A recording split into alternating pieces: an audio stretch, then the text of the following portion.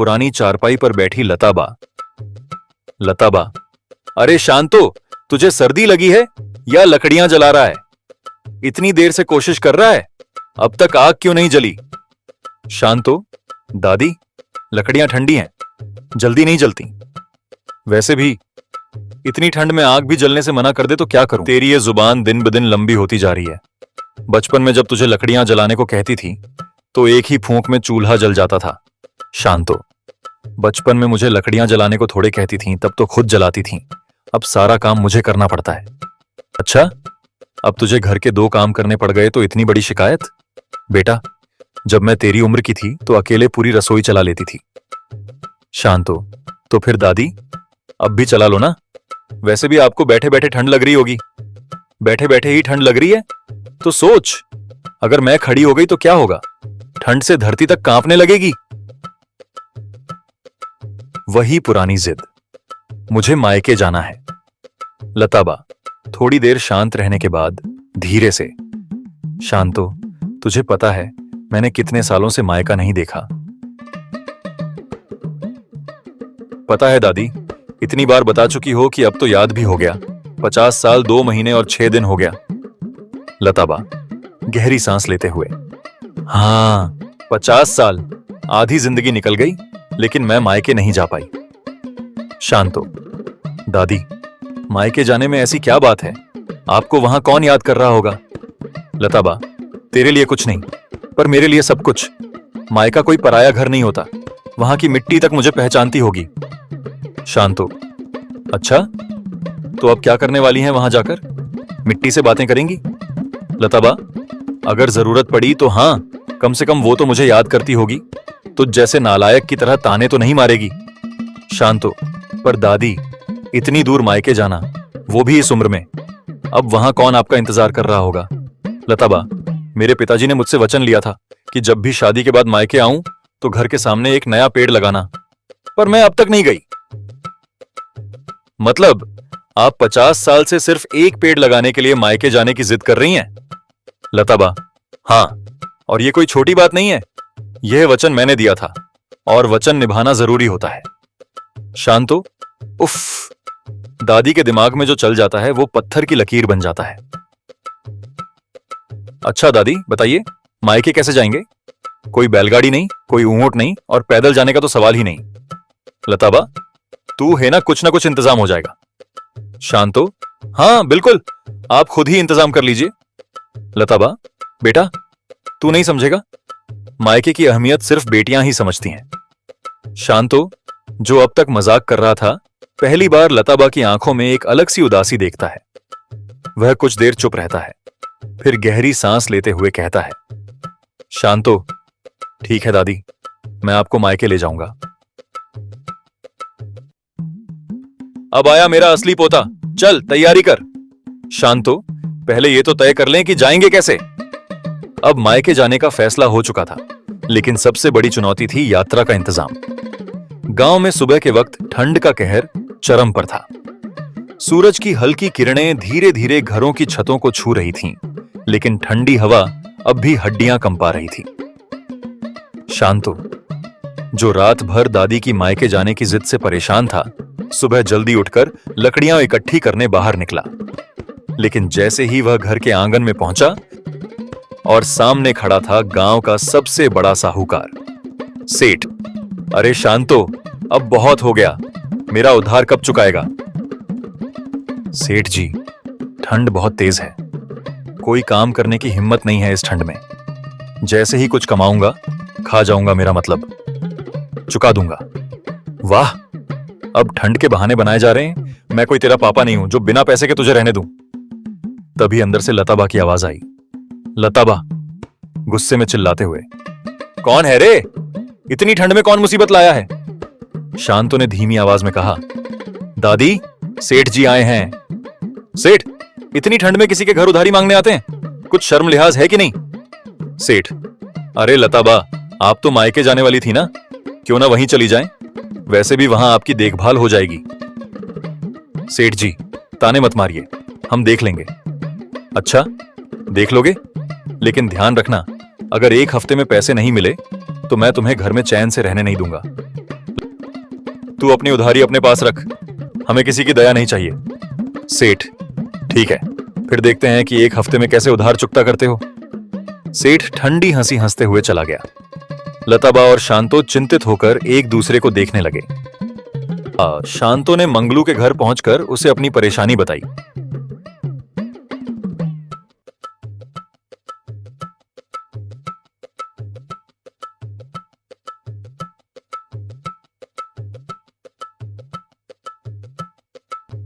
भाई, तेरी गधा गाड़ी चाहिए। मंगलू, अबे तू गधा खरीदने आया है? शांतो, नहीं, बस कुछ दिनों के लिए गधा उधार चाहिए। मंगलू, गधा उधार? और वो भी तुझ जैसे आदमी के पास? नहीं, मेरे गधे की इज्जत है। भाई, दया कर दे, दादी को मायके छोड़कर आना है। मंगलू, अबे 50 साल बाद कोई मायके जाता है क्या? शांतो, भाई दादी की जिद से तंग आ चुका हूं, एक बार मायके ले जाकर ही इस कहानी का अंत करूंगा। गधा गाड़ी मुफ्त में नहीं मिलेगी। मंगलू गहरी सोच में पड़ गया। फिर उसने अपनी दाढ़ी खुजलाते हुए कहा, गधा गाड़ी दूंगा, पर एक नहीं, 3 शर्तें हैं। शांतो, 3 शर्तें? अबे गधा उधार मांग रहा हूं, शादी का रिश्ता नहीं। मंगलू, भाई बिना शर्त कुछ नहीं मिलता। शांतो, अच्छा बता कौन कौन सी शर्तें हैं? मंगलू, पहली शर्त, मेरी भेड़ें पड़ोस के गांव छोड़नी होंगी। शांतो, मतलब दादी को मायके छोड़ने जाऊं या तेरी भेड़ों को ससुराल? मंगलू, दोनों ही बराबर हैं, बस फर्क इतना है कि मेरी भेड़ें तंग नहीं करेंगी। शांतो, ठीक है, ये मान ली। दूसरी? मंगलू, दूसरी शर्त, रास्ते में मेरी गधा गाड़ी की देखभाल करनी होगी, अगर कहीं एक भी खरोंच आई तो तुझसे पाई पाई वसूलूंगा। अबे गधा गाड़ी है या नई मोटरसाइकिल? चुपचाप दे दे। मंगलू, मेरे लिए यह नई मोटरसाइकिल से भी कीमती है। शांतो, अच्छा भाई ठीक है, अब तीसरी शर्त क्या है? मंगलू, तीसरी शर्त, रास्ते से मेरे लिए कुछ गर्मा गर्म जलेबियां लानी होंगी। मंगलू, शर्तें मानी जाएंगी, तभी गधा मिलेगा। शांतो ने थोड़ी देर तक मंगलू को घूरा, फिर गहरी सांस लेते हुए बोला, ठीक है भाई, ये तीनों शर्तें मंजूर हैं। वो पल जब लताबा को पता चला कि अब वे मायके जा रही हैं, सुबह का वक्त था। जो हमेशा की तरह अपनी चारपाई पर बैठी रजाई में लिपटी थीं, सोच रही थीं कि आज फिर से शांतो को मायके जाने के लिए मनाना पड़ेगा। तभी शांतो ने अंदर आते ही घोषणा की, शांतो, दादी तैयार हो जाओ, हम मायके जा रहे हैं। लताबा, क्या तू मजाक तो नहीं कर रहा? शांतो हंसते हुए, नहीं दादी, इस बार सच में, मैं मंगलू से गधा गाड़ी भी ले आया हूं। लताबा, 50 साल हो गए मेरे मायके को देखे, वहां की मिट्टी, वो बड़ा दरवाजा, आंगन में लगा पीपल का पेड़, अब मैं फिर से देख पाऊंगी? वो सब बाद में देखना, पहले ये बताओ कि सफर की तैयारी कब करोगी? लताबा जोश में आकर ठंडी हवा को नजरअंदाज करते हुए, अरे अब देर कैसी, अभी से तैयारियां शुरू करते हैं। मेरा मायका कितना खूबसूरत था, वो खुला आंगन, लकड़ी की खाट, मां के हाथों की बनी मक्के की रोटी, ओह, वहां की हवा तक अलग लगती थी। दादी, क्या तुम्हारा मायका अभी भी वैसा ही होगा? बिल्कुल होगा, मेरा मायका कोई मामूली जगह नहीं था। जाने की तैयारियां शुरू। अब बारी थी तैयारी की। लताबा, ये देख, ये वही पुरानी साड़ी है जो शादी के बाद मां ने दी थी, इसे मैं मायके में पहनूंगी। शांतो, दादी, वो साड़ी अब 50 साल पुरानी होगी, तुम कुछ नया क्यों नहीं पहनती? बेटा, कुछ चीजें कभी पुरानी नहीं होती, जैसे यादें और यह साड़ी। दादी, तुम मायके घूमने जा रही हो या वहां दुकान खोलने? अरे बेटा, मायके जाते वक्त खाली हाथ नहीं जाते। सब तैयार था, गांव के लोग जमा हो गए थे और सबको यह यात्रा किसी जुलूस से कम नहीं लग रही थी। वाह, पहली बार किसी की मायके यात्रा इतनी शानदार लग रही है। कहीं जाने के बाद लताबा मायके में ही ना रुक जाएं। अगर मायके में रुक जाऊं तो गांव में कौन तंग करेगा? सब लोग हंसने लगे और लताबा गधा गाड़ी पर बैठ गईं। सफर जारी, और लताबा के मन में उमड़ते भावनाएं, गधा गाड़ी धीरे धीरे आगे बढ़ रही थी। ठंडी हवा बह रही थी, लेकिन लताबा उसे महसूस ही नहीं कर रही थी। उनकी आंखें दूर कहीं देख रही थीं, लेकिन उनका मन गुजरे हुए वर्षों की गलियों में घूम रहा था।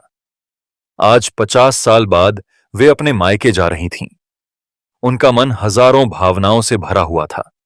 खुशी, बेचैनी, उत्सुकता और एक अनजानी घबराहट।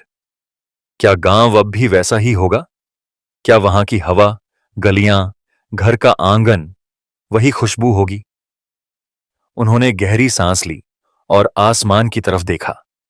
बाबा, मैं आ रही हूं, आपके दिए वचन को पूरा करने। गधा गाड़ी अब धीरे धीरे आगे बढ़ रही थी। लताबा खुशी से भरी हुई थीं, लेकिन उनके मन में एक सवाल बार बार आ रहा था। मनोज क्या कर रहा होगा? 50 साल हो गए और इतने सालों में उन्होंने अपने भाई को केवल कुछ ही बार सुना था, देखा कभी नहीं। लताबा ने अचानक शांतो से कहा, लताबा, शांतो एक काम कर, अपने मामा मनोज को फोन लगा, बता दे कि मैं मायके आ रही हूं। शांतो, दादी, अब इस वक्त क्यों? जब गांव पहुंचेंगे तब भी तो बात कर सकते हैं। लताबा थोड़ा झुंझलाकर, अरे नालायक, अगर मैं जा रही हूं तो मेरा भाई भी वहां होना चाहिए, उसे भी तो पता चले कि उसकी बहन आ रही है। शांतो ने जेब से अपना पुराना फोन निकाला, जिस पर स्क्रीन में 2 जगह दरारें पड़ी थीं। उसने नंबर डायल किया। मनोज, जो 50 साल से शहर में था, शहर के एक छोटे से मकान में मनोज अपने कमरे में बैठा था। मनोज का जीवन अब उतना आसान नहीं था। शहर में आकर कई साल मेहनत की, लेकिन की उम्र बढ़ रही थी और कमाई कम होती जा रही थी। मामा, पहचाना? मनोज, शांतो? अरे, इतने सालों बाद तूने मुझे फोन किया? शांतो, हां मामा, और इस बार बड़ी खबर है। मनोज, बड़ी खबर? क्या हुआ? दादी मायके आ रही हैं। क्या? मेरी बहन लता? सच में? शांतो, हां मामा, गधा गाड़ी लेकर हम रास्ते में हैं। मनोज की आंखों में चमक आ गई। मनोज खुशी खुशी यह बात बताने के लिए अंदर कमरे में गया, लेकिन जैसे ही उसने यह बात कही, क्या तुम्हारी बहन आ रही है और इसके लिए तुम गांव जाना चाहते हो? मनोज, हां, आखिर 50 साल बाद मेरी बहन गांव आ रही है। 50 साल बाद हम मिलेंगे, मुझे जाना चाहिए। वाह, तुम्हें अपने घर की हालत दिखती भी है या नहीं? यहां रोज की जरूरतों के लिए भी पैसे पूरे नहीं पड़ते और तुम्हें अपनी बहन की याद आ रही है? मनोज, लेकिन वो मेरी बहन है, मैं उसे कैसे मना कर सकता हूं? शांतो अभी भी फोन पर था और वह मनोज और शर्मिला की बात सुन रहा था। अपनी बहन को समझाओ। मनोज, सोचो, तुम्हारी बहन गांव जा रही है, लेकिन वहां कोई भी नहीं है। वहां कौन रहता है अब? मनोज, हां ये तो है, वहां अब कोई नहीं रहता। शर्मिला, तो फिर उन्हें समझाओ कि वहां जाने से कोई फायदा नहीं, अपने ससुराल चली जाए। शांतो की आंखें चौड़ी हो गईं। शांतो, मामा, ये आप क्या कह रहे हो? मनोज, बेटा, शर्मिला सही कह रही है, गांव में अब कोई नहीं है। यह बोलकर मनोज ने फोन काट दिया। मनोज, जो 50 साल से शहर में रह रहा था, उसे जब पता चलता है कि लताबा मायके जा रही हैं, तो वह भी जाने की इच्छा रखता है। लेकिन उसकी पत्नी, जो घर की आर्थिक तंगी से परेशान है, उसे जाने से रोकती है। लताबा ने उसकी तरफ देखा, चेहरे पर चिंता साफ झलक रही थी। लताबा धीमे स्वर में, उत्सुकता से, क्या हुआ? मनोज आ रहा है ना? शांतो को लगा कि उनकी दादी यह बात सुन नहीं पाएगी और उनको हार्ट अटैक आ जाएगा, इसलिए उसने झूठ बोला कि मनोज मामा तो बहुत खुश थे। लग रहा है वह आज ही गांव पहुंच जाएंगे। खुश तो होंगे ही, उनकी बहन 50 साल बाद गांव आ रही है। खाने के बदले फोन का सौदा शांतो ने ढाबे के मालिक के पास जाकर पूछा। तो मोटे, मेरा मतलब भैया, 2 पराठे और थोड़ा सा सब्जी मिल जाएगा? बिल्कुल मिलेगा, लेकिन पैसे हैं ना? शांतो ने जेबें टटोली, लेकिन वहां सिर्फ ठंडी हवा ही थी। शांतो घबराते हुए, भैया, पैसे तो नहीं है, लेकिन फोन है, फोन के बदले पराठा। कौन से कंपनी का फोन है? शांतो, सेंसून का फोन है, सांप सीढ़ी वाला खेल भी है अंदर, ढाबे वाला। सोचते हुए, ठीक है, पराठे के बदले फोन रख लेता हूं, लेकिन यह पुराना फोन है, कहीं खराब तो नहीं? शांतो मुस्कुराते हुए, नहीं भैया, एकदम बढ़िया चलता है, कभी कभी, मेरा मतलब हमेशा। ढाबे वाले ने हंसते हुए फोन ले लिया और लताबा और शांतो खुशी खुशी खाने पर टूट पड़े।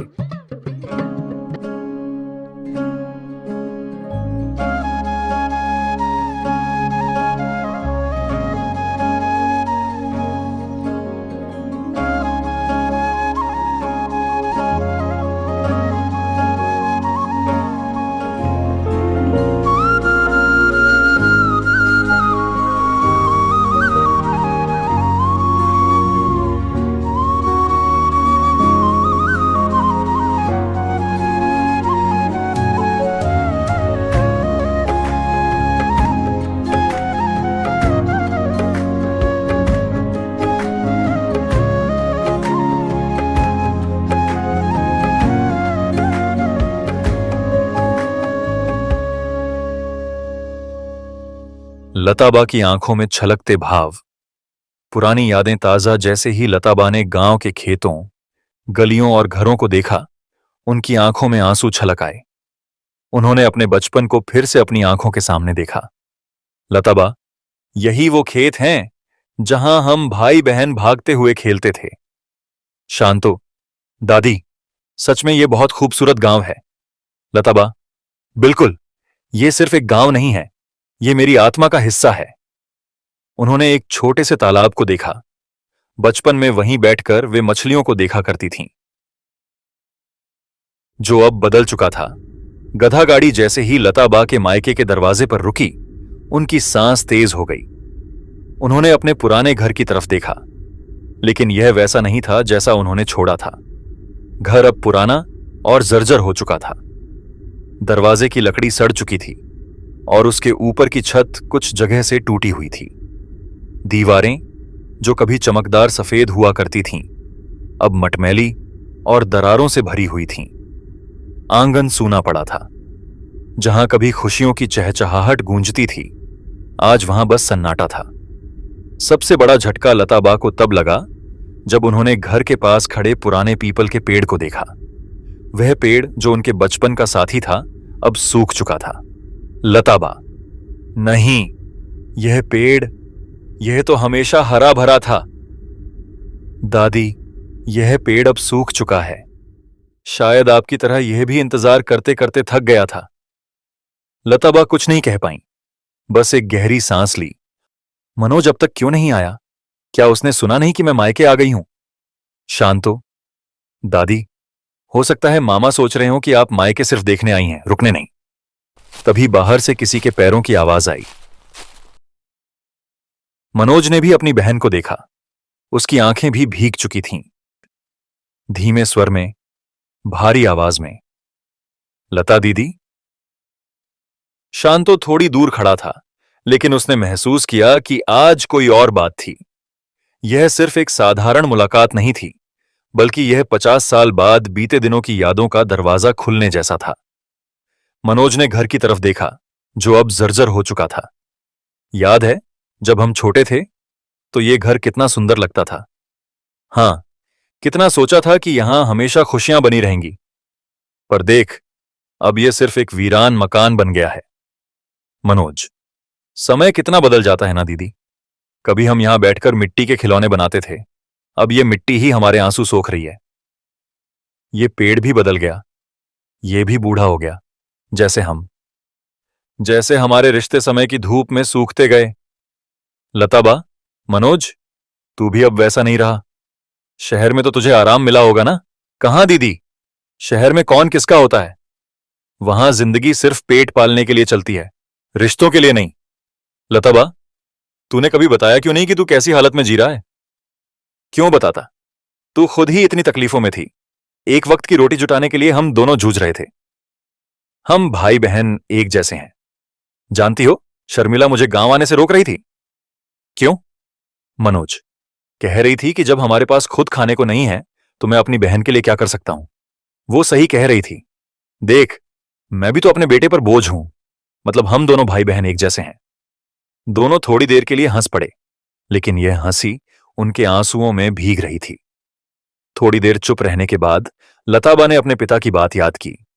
लताबा, गहरी सांस लेते हुए, मनोज, पिताजी ने कहा था कि जब भी हम मायके आएं तो एक नया पेड़ लगाना। जब हम छोटे थे, बापू हमेशा कहा करते थे कि जब भी हम गांव आएं तो आंगन में एक नया पेड़ लगाना चाहिए। तूने कभी सोचा उन्होंने ऐसा क्यों कहा था? मनोज, बहुत बार सोचा, पर कभी ठीक से समझ नहीं पाया। जब बच्चे थे तब लगा कि यह बस एक पारिवारिक परंपरा होगी, लेकिन अब लगता है कि इसमें कोई गहरी बात छुपी है।